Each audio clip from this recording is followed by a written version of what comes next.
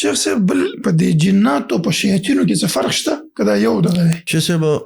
الله چې پیدا کړی دوه قسمه مخلوق کنه عبادت لپاره عام یو جن یو انس ملائکه د الله خپل بندګۍ لپاره پیدا کړی راوځي جنات چې کله بیا سرکش شي یو جن هغه چې اول بس مثال درکم یو انسان الله پیدا د چې اسلام قبول کو د مسلمان ویل کی چې يهودیت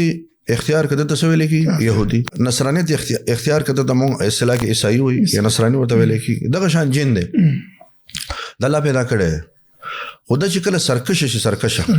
نو بیا د خلق یعنی شریعت کې یا عام اصطلاح کې د شیطان ویل شیطان نو جن خو چې کله سرکش نو بیا د شیطان ویل کی نو دا فرق دی پکې چې کله په خپل حالت باندې هغه ته مونږ جن وایو چې کله سرکش شي بیا د شیطان وایو بیا د سرکشي کله انسان کې راشي کنه دې سرکشي د وجه انسان تم شیطان ویل کی مارانو تم شیطان ویل کی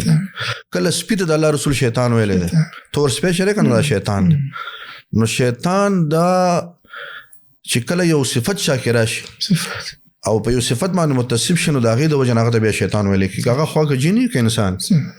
د سرکشي د صفت د وجه د شیطان او شیطان ته ویل Don't forget to like, share and subscribe. Rala Studio Podcast.